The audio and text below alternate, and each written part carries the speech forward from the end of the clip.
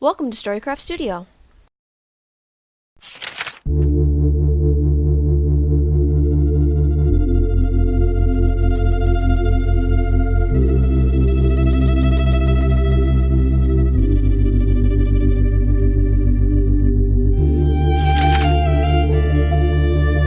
Today's Halloween-themed spade paint is of this cute little Pastel Witch I made in the Pastel Girl app that's going around. I'm kind of late for the craze there was with the whole Pastel Girl challenge, but I found, oh my gosh, do I love these girls. They're so cute. It's so fun making them, and she's just, I love this so much. I just had to draw her. I'm also making her into a doll, including my big special Halloween video in April. Well, the last Mondays are my birthday. I'm not sure if any of you made that, but to the video. I'm referencing the post obviously on the left over there. I'm working, first of all, in just MS Paint. When I try to sketch, when I try to do my first sketch in Lindsey, which is my main program, I have the problem that I get to everything is really low because I've got this really thick brush and I'm doing multiple layers and I'm using different colors and they're all pastel shades, but they are like, I get a whole rainbow on for my sketch and it gets really messy and I have a really hard time. And then when I go to sketch on top of that slime, my actual pen is like half the thickness of my sketching pencil, so it's a mess. But when I start sketching with this paint, the lines are really thin because I just use the one it's a 1 pixel, and it comes out, it's really horribly messy, but it's got all the gesture lines, it's got a lot of details, and then I can go in and refine, fix, adjust in Media Bang, and then go over with the line art, which is thicker, and I can figure it out. I also tend to apply the pencils MS Paint sketch because, it's how it starts out. But yeah, and it also is a lot freer because it's just made in the MS Paint. You can just kind of go, it's good enough, or just kind of just roll with it because there's not really a lot you can do. You can erase, you can do stuff, but it's like working with pencil. You just put the line there, and if you really want to, you can erase it, but you have to really concentrate, so you just kind of erase it so you can see which line is the one you want to use and which line is the one you don't. And that's really helpful because I started in traditional drawing like most of us, and so yeah. And that's how I do it, but so that's kind of my process that I've been doing, and I'm hoping I'm going to keep doing it because this drawing comes out really well, and I feel really good about how it works.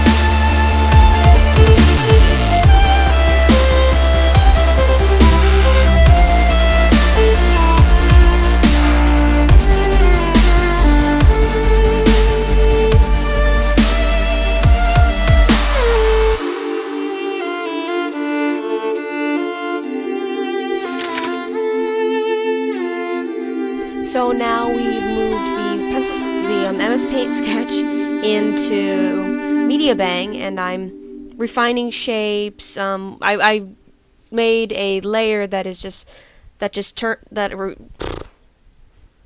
captured all the messy scribbles, and I made them one color to kind of make it, I guess, easier for me to see it. I don't know. It made sense at the time, but now I've got these other lines that I'm putting on and all these details and just refining shapes, figuring out what I want, what I don't, not where I want to be. On other sketches I've done, the proportions are really out of whack, so I'm usually moving an arm, adjusting things, but the proportions came out really well for this. Even when I flip it, I'm still really happy with the shape of it, so I'm really glad with that. I'm hoping that MS Paint, starting in Paint, will allow me to figure out the proportions better. I think also having the heads. I'm still in the phase of drawing where I need the head shapes. Not sure you could see them in MS Paint. It was really clear when I was sketching, but sometimes the capture record function on my video editing doesn't catch it right. But yeah, so the line art goes pretty simple. I'm already in it, but a really cool thing I figured to do for the hair is I wanted to make it look really light and wispy and all sorts of texture and stuff. So what I did was I use my sharp pen. What it does is you draw the line, and then, as you can see in sometimes, then it'll kind of, I don't know, thin both ends. And so I use that for the hair to get these really great swoops and give it a really light feel. And I also use it for some of the face and lines on and crease lines on it to give it some that really variation in width that you really want when you're doing this kind of thing. Another thing I use, which for the wand, is the edge tool. What it is that you draw in all stroke only the edge. You get two colors, and one edge. I mean, I'm really bad at explaining this. But you draw, and it's the color, but around the edge is another color in a very thin pixel line. You can thicken it. I didn't at this point, but I didn't on this drawing, I mean. But yeah, then it can be any thickness you want, and it'll be all around the shape that you draw with that one stroke. And it's really cool. Also, sometimes you'll see pop-ups on this video. I'm sure now that we've been in Media Bank for a while, you'll have seen them there. The gray ones are me renaming layers and folders because I like to keep organized. Organization is very important for me because it makes me less confused because I have to go, because you got to go back and forth between the layers, and any digital artist will tell you if you don't label them, you get confused, and it slows down the process. If you don't label them, it slows down your process. But so I like to label it. The other white pop-up is my computer being it's got the it's ready for that horrible Windows 10, I think it is, operating system, and I just don't want it, so it nags me about updating this, updating that. I'm like, no. So it happens every day, possibly multiple times in a day. It's very, very, very annoying, but I get through, and it doesn't mess with me too much. But yeah, when I'm recording, it's very annoying. I don't know how to get rid of that. Maybe someone else does. I doubt anyone will respond, but if you know how to permanently get rid of those, I'd love some tips, because they are getting annoying now that I'm doing these speed paints. But so yeah, line art, it's going wonderful, and then I will come back when we start coloring.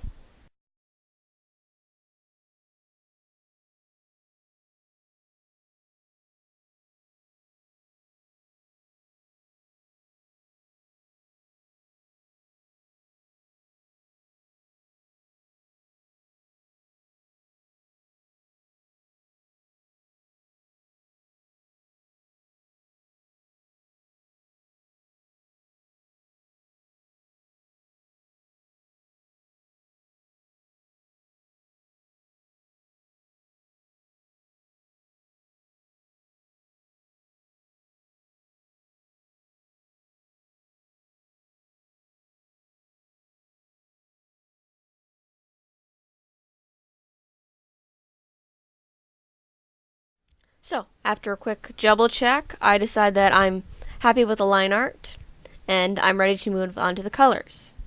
The first thing I do is I try to make swatches, and then I erase these, because I thought it was really stupid for me to take swatches.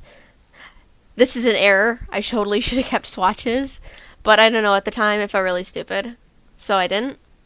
But so I start coloring in, and the first thing I do is I take the colors and color in the skin. And I start doing that, and then I realize that the hair, because of the way I've done the hair, there are some really, really fine lines. They're like barely a pixel, more like a half a pixel on the very edge of the hair, and I'm like, I can't color that properly. It's gonna drive me crazy. So I go into the line layer, and then I select the outside area. The outside area, and then invert it so that all my coloring is now inside. I just bucket a color that is not part of her colors and isn't garish and awful. And then I start coloring on top of that layer to build it, and everything is now inside that. I use what is it called? There's a word. Oh my god, I can't remember the word. I use this tool all the time, and I can't remember what it is. It's stacking thing where the next layer only appears on that first, in the shape of the first layer, and it kills me that I cannot remember that, because it's my favorite thing. I do that all the time. It's how I do shading on thick line arts. When I do thick line arts, I do that as the shading, and I'm really frustrated I can't remember. But to the coloring for the hair, I go to the line art layer, select the colors I want. I mean, the sections I want to be this color, trying to make it so they don't touch. Like, no two colors are right next to each other. I mean, no, the same two colors are not in neighboring sections. And then I go back to the multiple layers of the coloring and then put those, like, bucket it in, and then go with the brush and kind of just fill in the itty bitty corners. I also refined the line art so I have more sections, so I don't have these big blobs by her face. And I mean, maybe that would have been a good idea, but I didn't like it at the time. I didn't like that idea at the time. I'm also noticing at this point that there are some sections of the hair I'm like, that they should be going in similar directions, but it was like too late, and at the time I couldn't figure out how to fix that. But they're like one or two sections, and you may not have even noticed them. You may not even know the area I'm talking about, but I noticed them, so they annoy me. But they're like really small and insignificant, so I'm living with it, because the whole thing is turning out so cute. I love this so much. I'm so happy with this drawing. She's so cute, and just, yeah. So I'm going to shut up because I don't have anything more to say on this issue. I'll come back later.